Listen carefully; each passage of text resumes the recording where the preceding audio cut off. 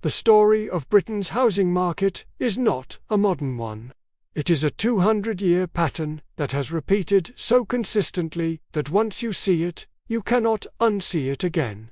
Today, on British Economic Archives, we're going to uncover the 5-stage collapse cycle that Britain has followed over and over. In the Victorian era, in the 1930s, in the 1970s, in the 1990s, in 2008, and now once again today.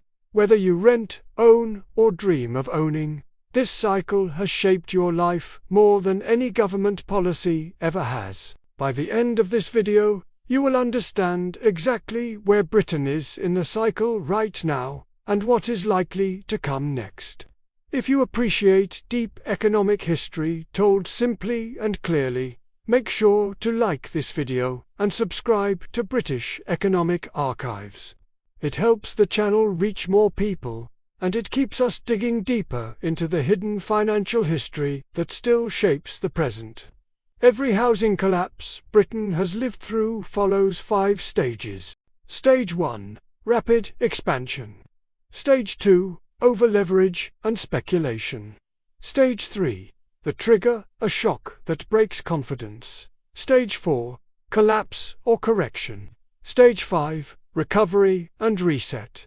What's remarkable is that although the names and actors change, the pattern remains the same. The scale changes, but the rhythm does not.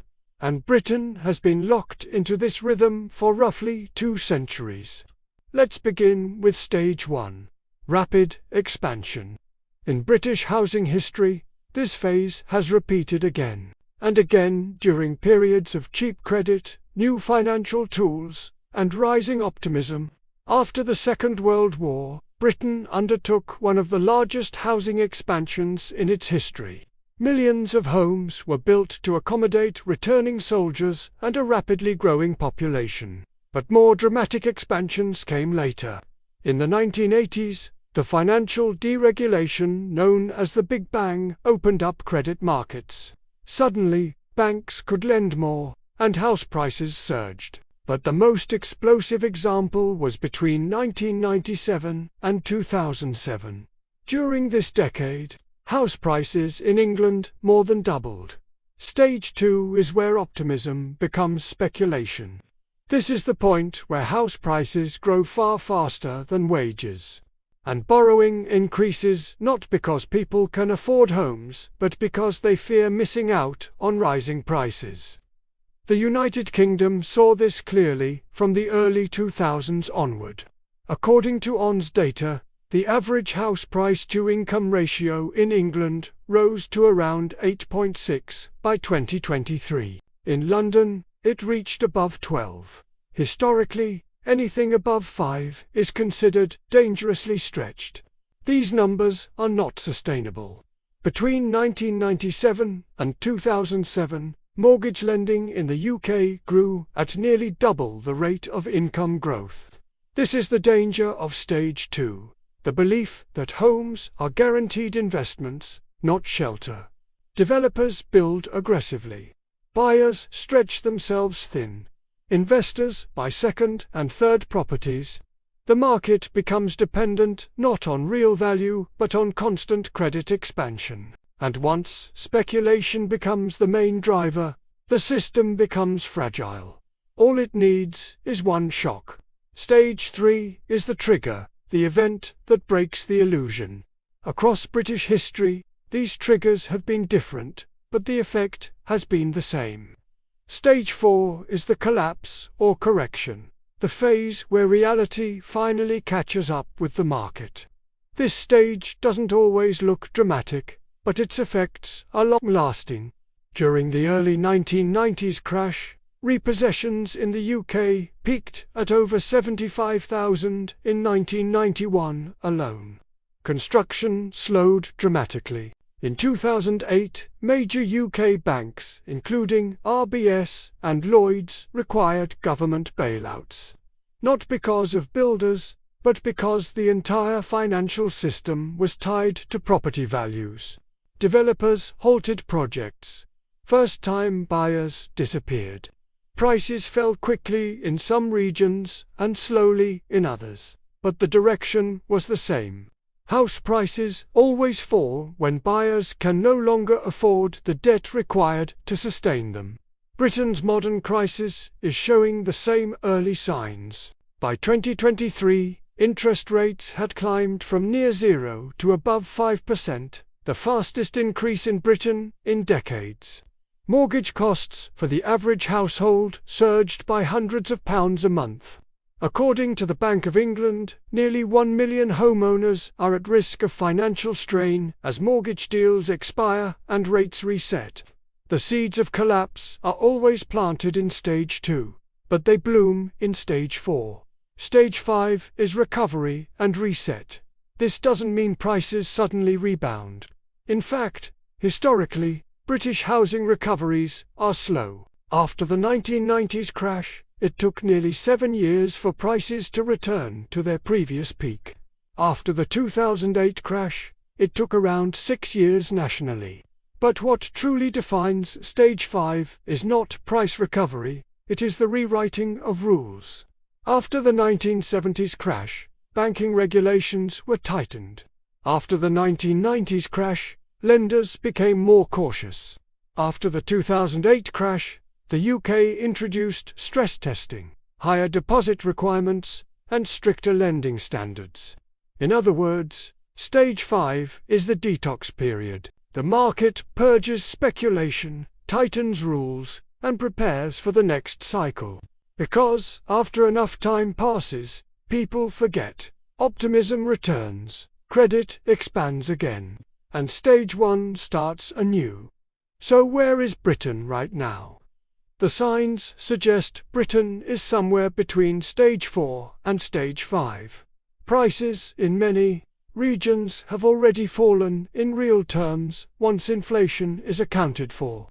Mortgage approvals have dropped sharply from their 2021 highs. The Bank of England's Financial Stability Report shows rising arrears and increasing strain on households facing higher mortgage payments. At the same time, housing supply remains constrained, which is preventing a dramatic nationwide crash. But the pattern is the same one Britain has followed for 200 years. Fast expansion, speculation, a trigger, a correction, then reset. The details change, but the pattern does not. The deeper question is why Britain keeps repeating this cycle.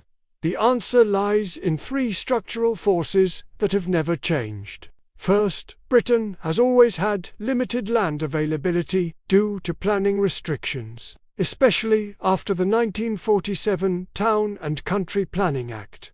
This means supply can never expand fast enough during booms. Second, Britain relies heavily on housing as a store of wealth. Unlike many European countries, renting is less culturally accepted, and home ownership is seen as a financial necessity, not just a choice. Third, the financial system itself depends on mortgage lending.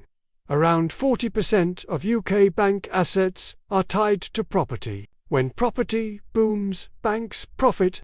When property crashes, banks panic. These factors mean the UK is structurally vulnerable to housing cycles more than most nations. What does this mean for ordinary people today? It means that if you feel the housing market is unaffordable, unstable, or unpredictable, you're not imagining it. This is not a modern failure. It is a long-running cycle built into Britain's economic DNA. Younger generations are not facing a new crisis. They are facing the newest version of an old one. The average first-time buyer deposit in the UK has risen from £12,000 in 1999 to over £60,000 today. Renters face rising costs due to limited supply. Homeowners face rising mortgage payments due to interest rate hikes. Every group is affected, just in different ways. And each group is caught inside the same century-old mechanism. But cycles also create opportunities.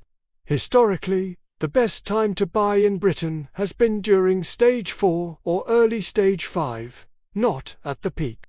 The people who purchased homes between 1993 and 1996, or between 2009 and 2013, saw significant long-term gains. Patience and stability are rewarded more than panic or speculation. The market punishes those who rush when everyone else is rushing, and it quietly rewards those who wait when everyone else is fearful.